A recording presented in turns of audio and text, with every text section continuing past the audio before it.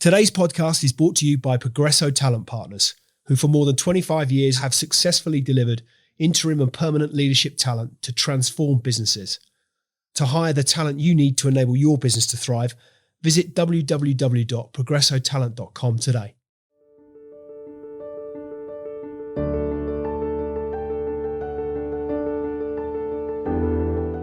Today's Extrology podcast guest is TurinTech AI CEO and co-founder, Dr. Leslie Kanthan. Dr. Kanthan is an expert in graph theory and previously worked for Credit Suisse, Bank of America and Commerzbank. TurinTech uses AI to create and optimize AI automatically, empowering enterprise to transform business with smart and efficient AI solutions. The UCL spin-out has been selected for Tech Nation's Applied AI 3.0 cohort and has been previously awarded research grants and cloud resources from Microsoft, Google and Amazon. So what's the story behind the story? Without further ado, let's get into it.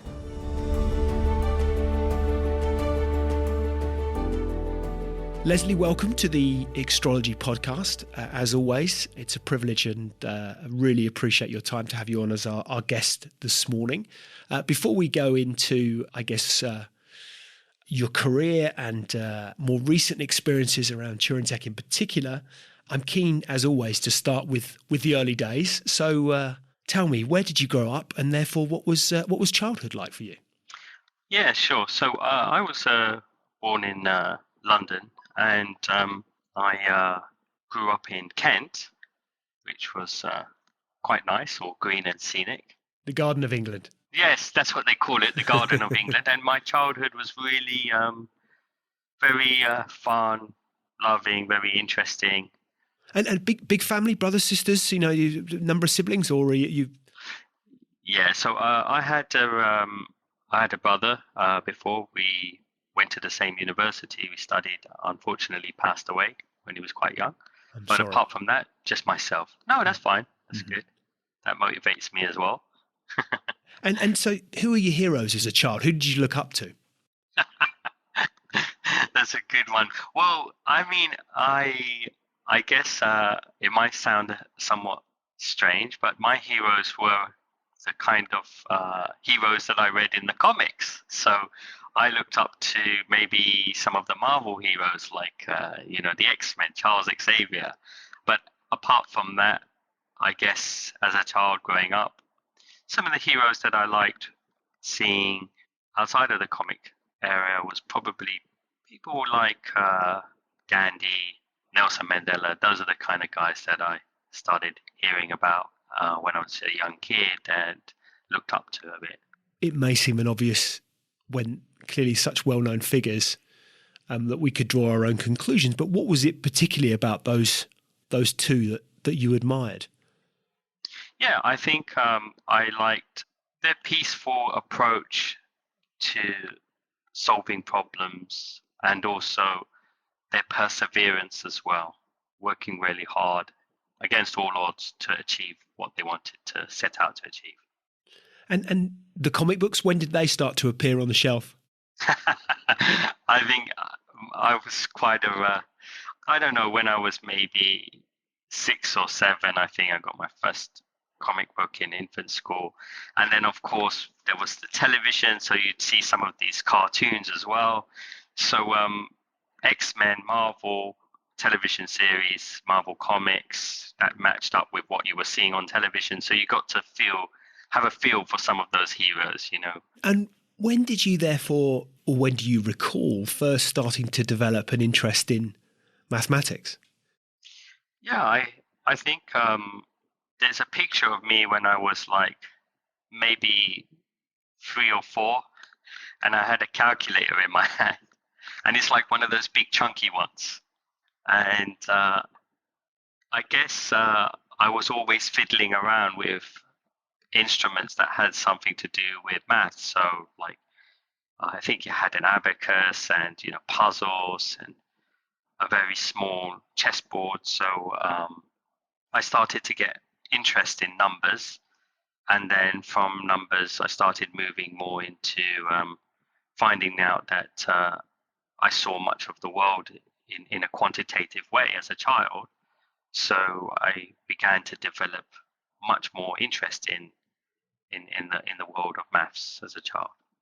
Was there a moment that you recall as to first sparking that interest, or an incident, or an experience that you think, actually, this is where as I look back, that's where mathematics really started to shape my influence of and perspective of the world? Yeah, I mean, I think probably my first real game of chess, the thinking from it made me feel that is a moment that I think about and reflect. That's where maths really started taking off for me, because I wanted to understand some of the logic behind the moves when you're playing your opponent, not just playing from rules, but actually know the logic. And what age were you when you first started playing chess? Probably about 5. Wow. And who taught you to play? Was there a particular figure that influenced you in that regard? No, I think it was self-taught, and then as you grow up, you start reading books on chess. You start learning about chess moves and opening moves. You're 8, 9, 10, all the way into school. Do you still play now? Occasionally. When time permits. Yeah, when time permits. What about the influence of technology in your childhood? Was there a point at which you recall technology started to feature, that you started to take an interest in what technology could do? And what might that have looked like? Yeah, I think that played a big part in it. Now, we take a lot of technology for granted. I see, kids playing with tablets and phones and, wireless tech and wearables. There's a lot of things now, but in my childhood, there wasn't a lot of those things at all. They did not exist at that time. I remember being in school and the school having their first computer in a classroom that all the other classrooms would share. So the students would get time on a computer. And that's where my first interest in technology came, because this was a computer that was not even connected to the internet at the time. So this was I remember there was a game on it called Logo. And it was the only game that you had on there. And it would be a line. I think you'd have to maneuver this line around the maze or something along those lines. And that's when the interest of making more games or learning about coding came from there. Do you remember, out of interest, what the computer was, what model it was? I know from my own experience, but that we had a school computer room with, I think, 6 BBC. I think they were BBC A or BBC B computers. I mean, I went to school a very long time ago, but to your point, there were 6 for a school of 1,000 kids. There were 6 computers. It's incomprehensible to a generation today. Yeah, no, I think it was a BBC, and I think regardless of the fact that you might have gone to school a long time ago, I think the UK certainly is not like the US. So when there's new technology and computer products that come out, they hadn't really entered the mass market here in the UK. There were only very specialized institutions that had such machines, and even then, they weren't going to be the latest or top of the range, or they weren't being replaced. So I think the BBC we had come from somewhere else, but it might have been a good 7 or 8 years old, for instance, when it came. It might not have been the latest version of a computer, which might have been at that time, may have been a Nimbus or an Acorn PC or something along those lines. What was it about that early experience with that computer that sparked your interest? Yeah, I think the ability to create your ideas, to code, to see how programs work, programs in general, these nice little pieces of software, and doing repetitive tasks quickly. I remember one of those other things that you could see is growing up with computers and the Windows 3.11 moment, when I remember how long it took to load the screen up, and then you'd have the GUI and you'd be using a mouse. So yeah, that's what I remember. At what point did you start to write some of your own code? Do you remember some of those early programs that you'd have gotten involved in? Yeah, I remember coding in BASIC, QBasic, because Microsoft had DOS operating system at the time. So learning to make code at the time, also from other programs. I remember they had this game which was like, I think it was a replica of Donkey Kong, but it throws a banana. So I opened up the code because the source file is given, you compile and then you play, and then learning how that code is written to create the same type of character or changing a lot of the character's features. It was quite good. Yeah. So was there a moment at which you started to think that there was a career choice to be made around technology? I know that you were going to explore that. Your studies were focused around mathematics and computer sciences, and then from a career perspective, broadly speaking, financial services was a feature in some of your early career, as I understand it. But was there a point at which you thought technology as a career, and I appreciate that's a broad sweeping area, but was there a point at which you thought technology is a career choice that I could really get interested in? Yeah, I think as soon as I was in university and I was reading mathematics at Warwick, I started to see, the applications of more technology in industry. I was fortunate because, unlike a lot of other students during their school or primary school days, I was engaged in a lot more in the computing and computer space, computer clubs, computer gaming club, and a large part of my earlier life involved this mixture of computers and science and mathematics. And now, at degree, I was well equipped for adapting that experience so that I could go into a career that would involve technology to a high degree. Were there other subjects that you were particularly interested in at school? Did it was sort of a breadth to the portfolio? Were you very much in that kind of numbers was your thing, and that was always going to be the direction of travel? Yeah, I think numbers were my thing. I was good at math. I was good at physics. I was good at computing. I was good at technology, IT. And on the side, outside of that, I could play the guitar up to grade 8. I was a little bit sporty. I liked to do martial arts, Muay Thai. So, I would say that majority of it was very quantitatively based, but I also had, extracurricular activities in sport, etc. And so at what point did you decide, or did you make that the career choice to pursue commerce? What was the sort of trigger that led you down a route that found you in, as I say, broadly, the financial services industry? I would say I like numbers a lot, and there was a lot of different jobs available in the marketplace, from marketing to sales to business development to maths, finance, teaching. And I did like teaching, and I still do. Yeah. And we kind of do that in our company as well. That's something that we can discuss probably later, but we have a lot of kids and younger interns that come and work for us, and some of them we take from school. But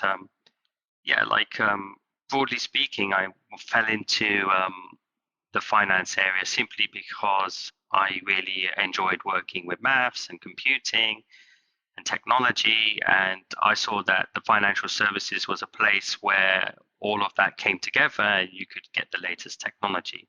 The second choice for me in that area would just be to work for a pure technology company, but then at that stage, there wasn't a Facebook, there wasn't a Google. The technology companies you would really think about working for were IBM or Microsoft, but the choices within the financial services industry were very broad. Hence the route I chose. And what do you think you learned from that early career experience? Yeah, I think I learned people interacting with people, how to work on your tasks diligently, how to apply your knowledge in mathematics to solving problems, and implementing code to solve those very problems as well. And had you always, if you like, for want of a better expression, that itch that you wanted to scratch around your own business? Was there always something lurking in the background to which you'd felt that at some point that's the plan? No, it was spontaneous, I guess. Was it? Yeah, I never thought of having a business earlier on. I always saw myself working within a team and having a team of people around you. I was always used to that environment. But yes, of course, coming from the financial services environment, you get used to working in teams, and then you understand about how to analyze particular use cases. So it would be a natural extension for me to go into the business world and launch our own business, but there was no initial plans to do that. And that spontaneous decision to which you refer, was there that sort of eureka moment where, or what was it? What was the inspiration behind TurinTech AI? Yeah, sure. So the inspiration is that, look, there's four friends, right? Best friends. They all did their PhDs and postdoc research. Two of them went on to become associate and assistant professors, but very close. And all of them worked within the financial sector as well, so knew each other within the financial industry, worked for big well-known banks. And each one of us had a distinct area of knowledge in machine learning, which is AI, and high performance computing, right? So we had this plan to solve a very interesting problem and work together to solve that. We decided earlier on that this could have huge value. And remember, we're around an environment now where, like, London has its own Silicon Valley, right? If you think of it that way, that there's a lot of VCs, there's a lot of startups now emerging, and we wanted to be one of them. So we had this idea of building out our company from an idea that we had. Do you remember, and how did it come about? Was there a sort of discussion over a cup of coffee, four of you around a table, and all of a sudden that, actually, to your point, the relationship was in play, and the talent was clearly there, and capability, but was there a clear vision as to what it was that you were looking to achieve from the get-go, or how did that start to form? Yeah, no, there was a very clear vision when we started to do this. So we all worked together on code optimization. We found that we were doing something that highly advanced and developed some new artificial intelligence / machine learning techniques that weren't really out there in the public domain.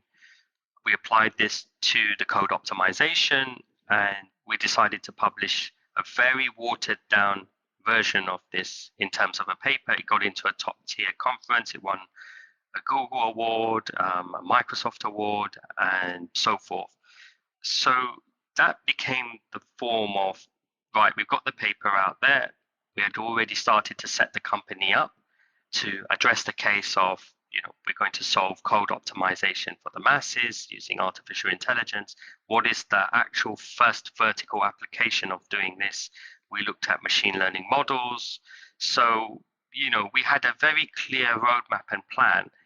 And me and the guys, we invested our savings into it. So we put our own money into the company, over $500,000 between the four of us. And we then said, yeah, let's go and do this. And was there a moment at which you thought, to your point around the Microsoft award, the Google award, was that the recognition that gave you the confidence that you knew you were onto something, but did the wider world know? Was there that moment where you thought, actually, we are onto something, and this has got scale, we've got leverage here, we can make this work? Yeah, I think when we started it, we definitely felt that way. AI hadn't taken off. No, this is what I'm thinking, because when would this have been? What sort of timescales are we talking about?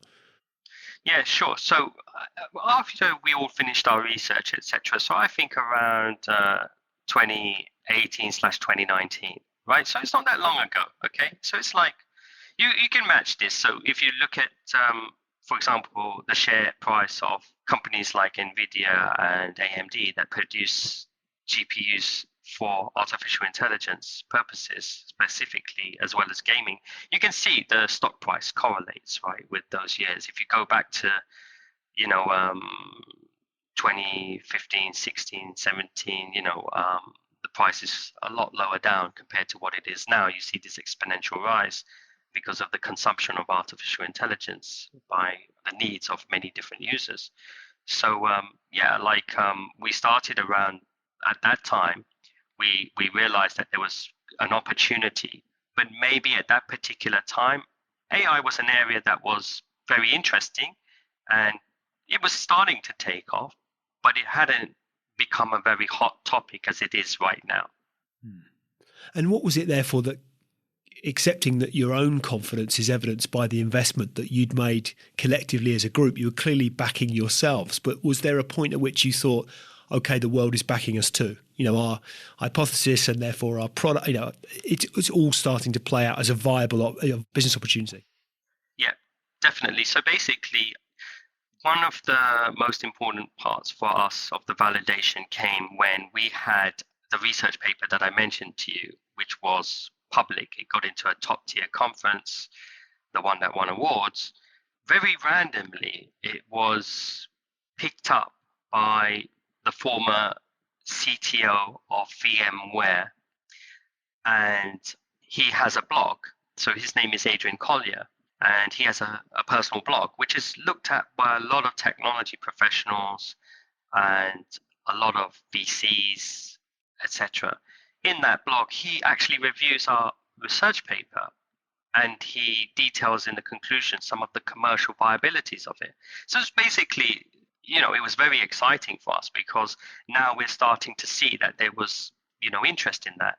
And Adrian and people much like him, because he was one of those that reviewed it. There was also Hacker News. There was somebody from Cloudera who cited us at a big data conference in London. So we were starting to get this traction, and we hadn't really, exposed the paper out there. It was just picked up we thought was quite random. But now we started to see that there was a lot of interest in what we were doing. So that was a lot of validation for us in the early stage to show, look, we put our money into this, and already, we're seeing that people are actually taking this quite seriously.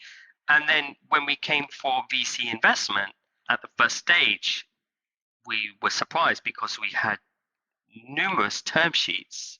We had to choose an investor that we were fortunate to have the choice to choose an investor. So we could look at the different offers and see which offer worked really well for us. And that's how we started to get on our journey. And do you recall as to some of the challenges that you faced in those early days, how perhaps therefore you would have overcome them? So I think one of the challenges that we faced was hires. You have an idea and you need people to help work with you on that. But of course, it's difficult because people can work for big corporations and they can earn significant amounts of money. And then how do you convince those people to come and join you and give up that fast pace of life that they may have in the corporate sector to come and work with you? So that was one of the challenges. And, we overcame that naturally because the culture of the team, the culture of our company, this flexibility of being able to share, talk ideas, this informalness, and working with some very smart, talented people. So, that's how we overcame that challenge. And there was also the challenge as well of basically convincing people about optimization and AI. And some of those challenges were addressed not just by ourselves, but by the wider market, as in there were a number of emerging deep tech startups, and there was a number of things happening in the space. For example, Google had acquired DeepMind, which also spun out of UCL, much like we had done, and now becoming an artificial intelligence company as well seemed to look like more of the norm. So I think we overcame them with the help of others. Looking back at that time, what do you think you learned from the experience? I think that we learned from the experience to persevere with our ideas, with our dreams, to learn from others and understand the challenges. And even if you cannot crack the challenge now, to open doors, because there's always that hope that you will be able to later crack that challenge, as was the case with us. And is there anything, hindsight a wonderful thing, but is perhaps there anything that you would have done differently? Yeah, I think it's difficult to say, right? Because you know, but I think now I know, like, running a business is for us and me and the co-founders. I wish we started this a lot earlier. I probably hear that a lot. I think that we wish we started this earlier. We know what we wanted to do. I think that it's all part of a journey, right? You study, you do your degree, you do your masters, you work, you continue to do another master's, you do your PhD, and you meet great people, and that's how you get that idea. So, it's difficult to say you want to start the idea a lot earlier, because you do, but then you wouldn't have met the great people to start that idea a lot earlier, right? So it's a tough one. That's an interesting one, I think, as well, is that, to your point around how you continue to nurture those great ideas. I think that when you've had, that collaboration that you've had with like-minded, talented people, that sharing, that conversation, that sharing of ideas to formulate a vision and a plan that you've then subsequently gone on to execute, there's huge value in that. How do you continue to nurture that when the demands of the day job are such that actually you're incredibly busy, but that clearly the power of those ideas and what it can do? How do you continue to nurture that kind of culture, and from the seed, if you like, from which TurinTech has blossomed and bloomed? Do you build that kind of learning and collaboration into your culture, so that sharing of ideas and where do you go for your ideas, given that as I say, the demands of the day job are so busy that actually there's a lot of doing to be done? How do you continue to evolve that kind of that thinking and that sharing of ideas? I talk to a lot of founders from other startups, early stage all the way to later stage. Some of them have IPO'd as well. One or two of them are listed on London's stock exchange itself.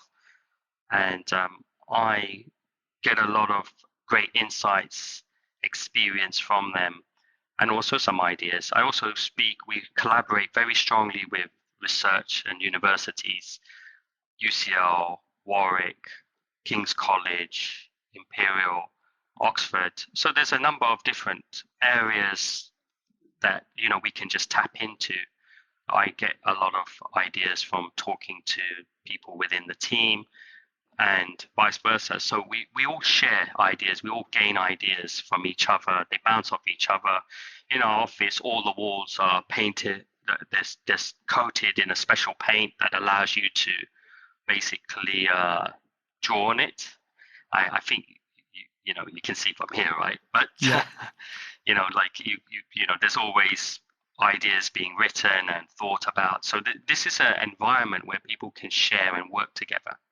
And my sense is it may seem an obvious thing to say, but that must be critical to your ongoing success, if only because the dynamics of the market in which you find yourself are so fast-paced, so constantly evolving, ever shifting, that in order that you continue to not only fulfill your objectives, but also stay ahead of the game, if you like, that knowledge transfer must be so essential to what it is you're trying to achieve.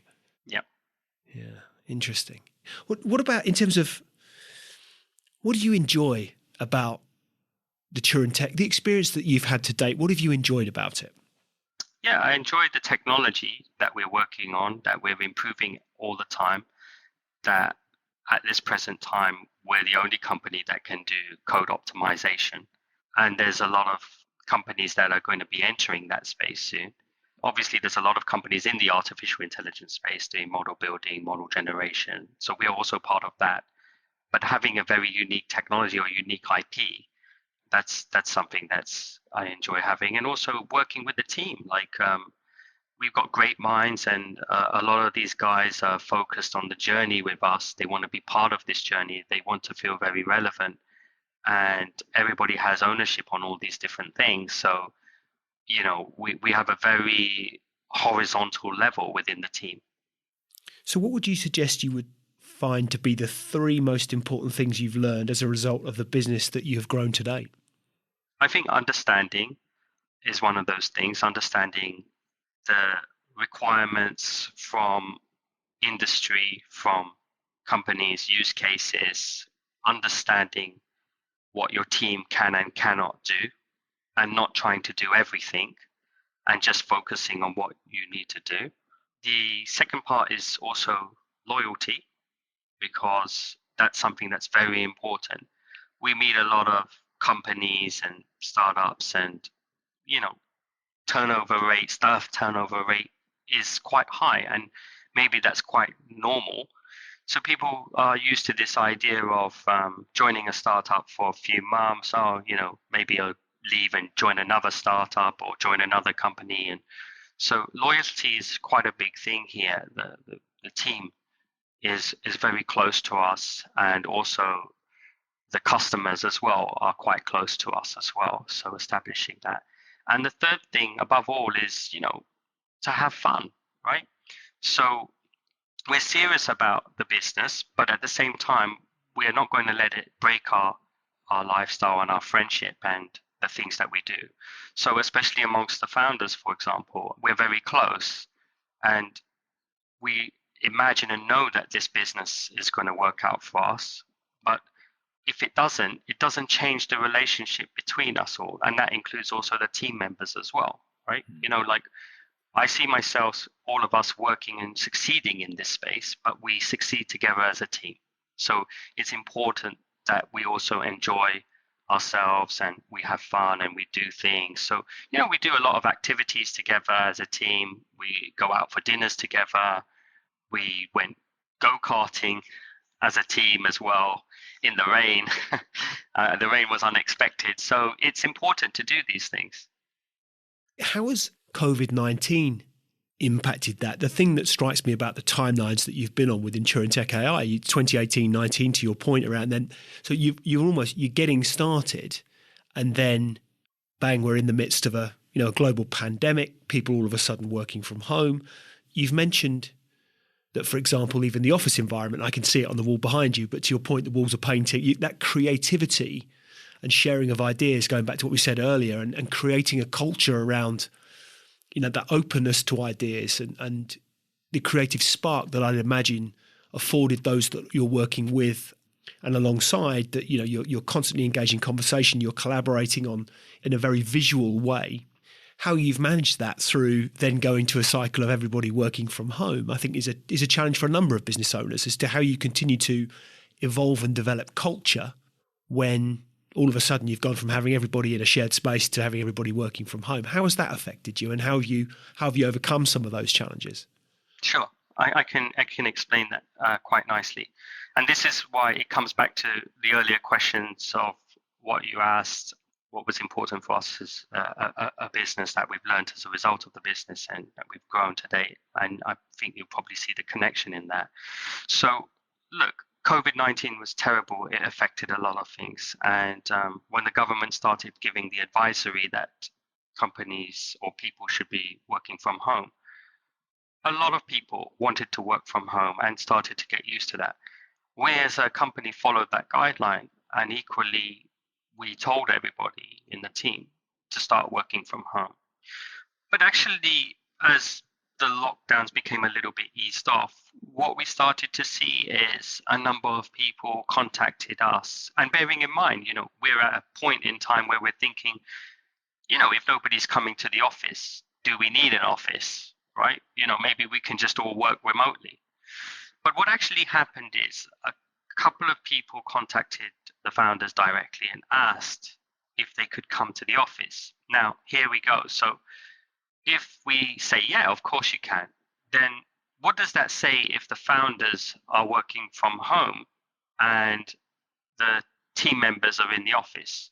So, of course, as founders, we started to come to the workplace. And then eventually, everybody started coming to the workplace. And in our building, for many months, every office was empty, okay? And when I walked outside on the streets, a lot of other offices were also empty.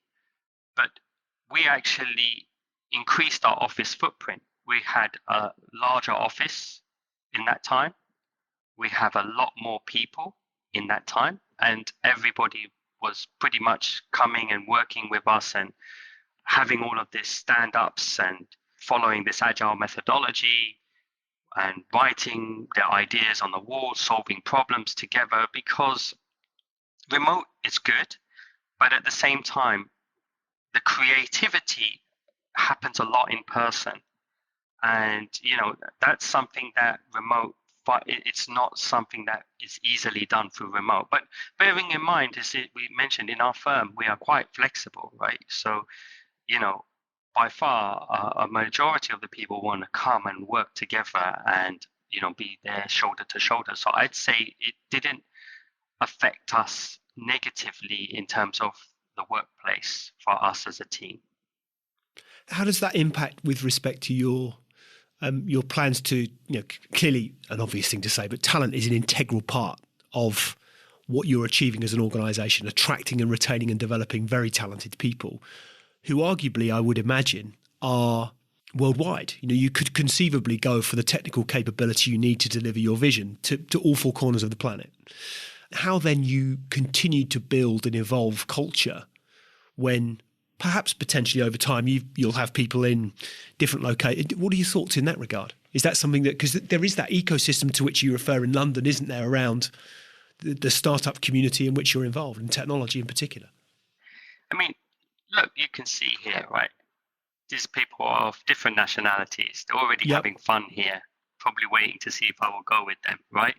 And, I'm waving and I'm saying I cannot go, right? But, not yet anyway.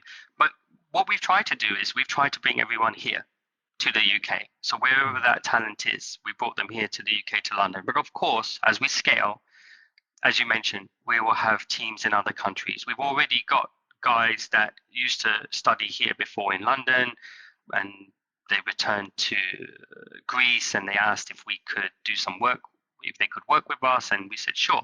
But what we've done is we've not had somebody solo there. We've established teams there. So, there's a cluster of, if you want to think of it in the future, like we would have maybe another office as well in other European countries and in the US, and we will integrate very well. We will maintain that culture across, because as long as you have video link and as long as you have many different people working together in that same location, then you can definitely help to maintain and grow that culture.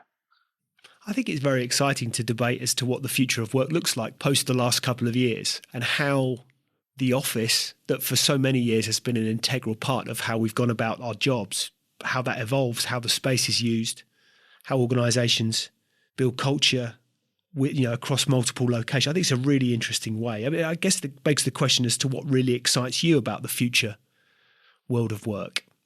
Just that there's this hybrid flexibility, that you can work remotely sometimes, you can work together as a team, that you can work to build stuff in an environment, and ideas can spin off new ideas and innovation. Some of the things that we have implemented within the product and the platform have come from the collaboration of people working together. So that innovation to which you refer, what developments, broader developments in technology, if you look across the sphere, what developments in technology are you really excited by? I guess we're excited the developments in artificial intelligence at the moment and quantum computing. These two areas seem to be taking off. In terms of specific development, the area of optimization, the area of automation, of generating models. So very cutting edge stuff, but in the frontiers of artificial intelligence, because I really feel that AI is going to be very much an important part of our lives. Do you get a sense that in much the same way as perhaps previous generations would have studied the Industrial Revolution, future revelations might study this period in time as a technological revolution? It really does feel like we're only at the beginning, at the very start, even though if I look at my own working life, developments in technology have been rapid. But actually, just that sense that we're only really just at the start now in terms of the broader landscape. It's an exciting time to be around. Yeah. So who has been the greatest influence on your career and why?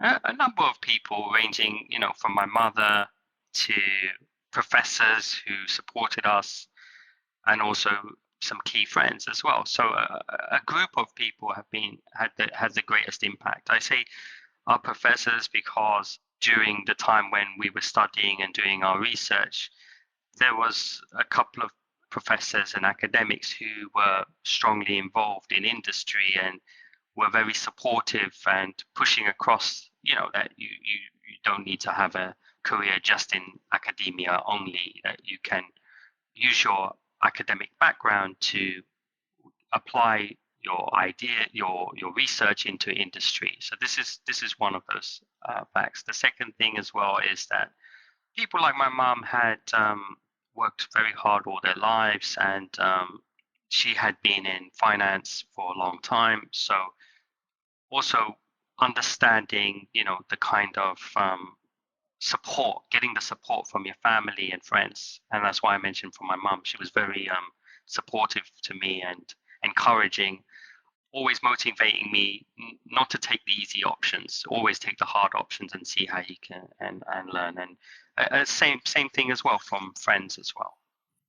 And you mentioned those professors, and to your earlier point around teaching, you enjoyed teaching. It's an integral part of the culture within TurinTech AI. What is it about teaching that you enjoy? Giving back, giving guidance, passing on the knowledge. And there's no point having the knowledge if all you do is just sit on it. I think that it's really good to pass that knowledge and aim to make people smarter than you. And that I get enjoyment from doing that. We have a lot of kids that come from really good schools and come to learn and train with us.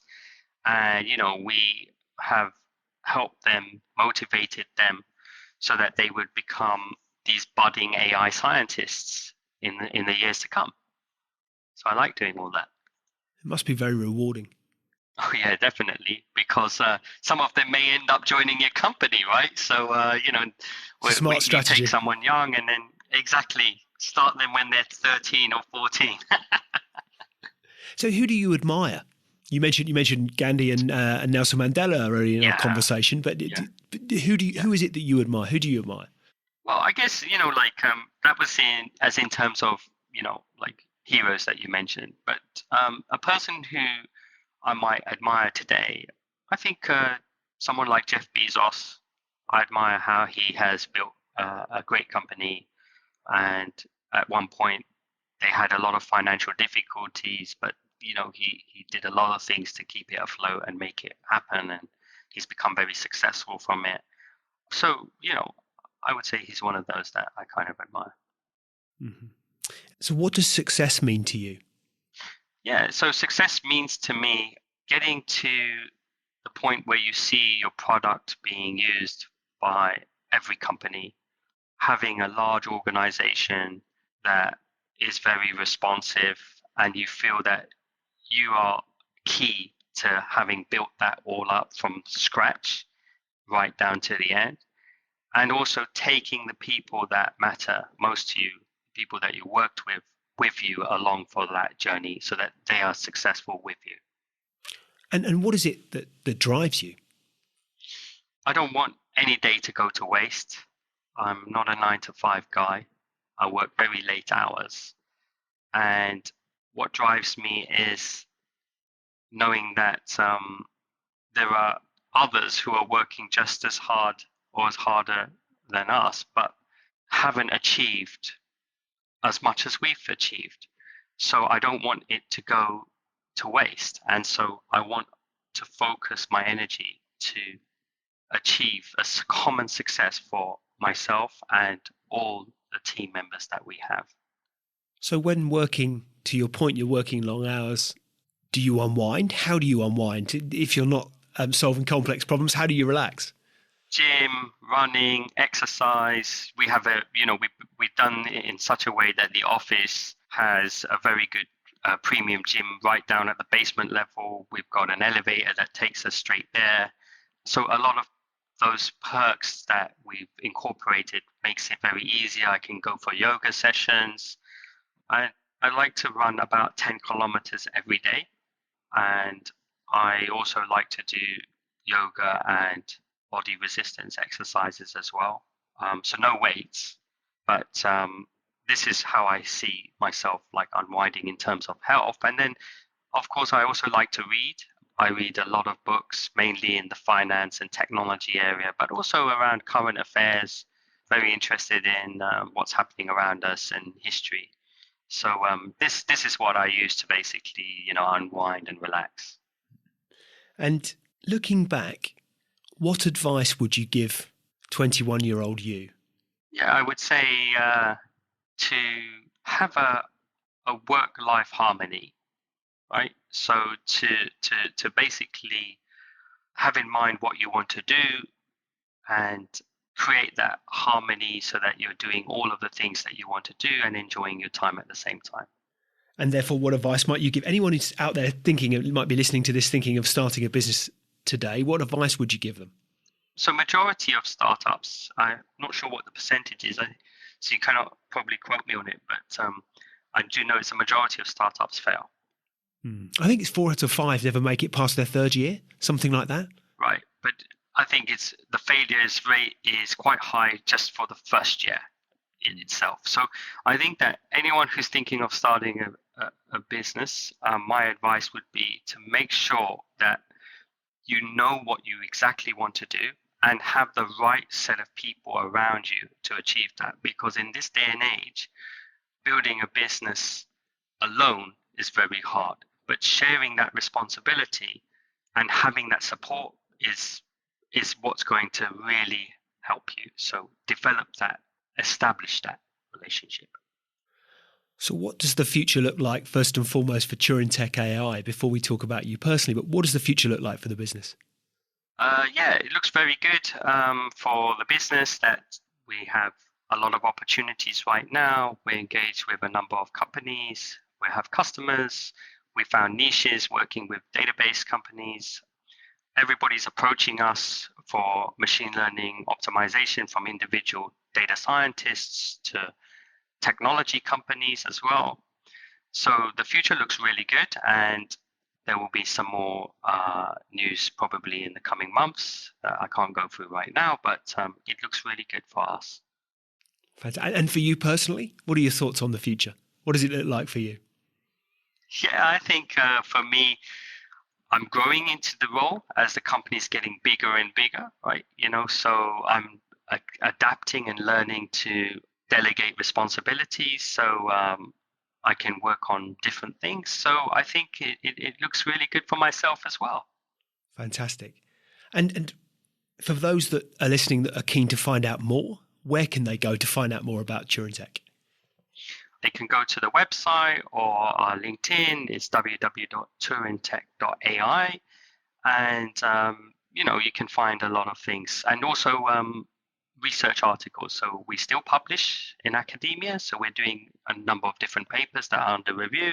Some is already available. So you can find that on Google Scholar. So there's a lot of medium about us at the moment out there. But otherwise, people can always come and visit us at our office and have a coffee with any one of the founders. We're very open to that, or the team.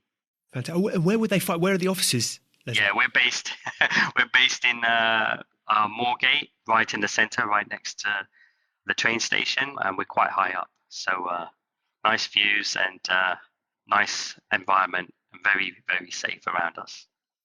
Fantastic. Dr. Leslie Kanthan, it's been great to speak with you this morning. Yeah. I've really appreciated your time. It's a fabulous story. And I think TurinTech AI is a wonderful example of the wealth of technological innovation and talent that exists within the startup and beyond scene in the UK. And I think we have a fabulous ecosystem of opportunity and talent that is really exciting, and I think makes for a very bright future. So I wish you and your colleagues continued success in your endeavours, and I really appreciate you coming on the podcast today and sharing your story with us, and all the very best for the future. Fantastic. Thank you very much. Thank you, Leslie. All the best. Take care. Thank you. Bye-bye.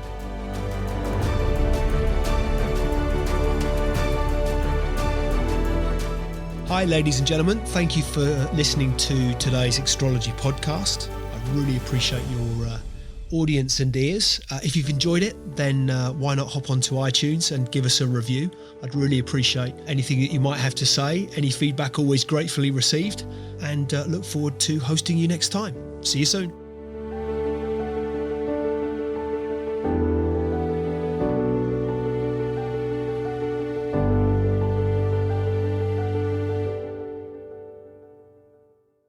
Just a reminder, today's podcast is brought to you by Progresso Talent Partners. Visit www.progressotalent.com today for more information.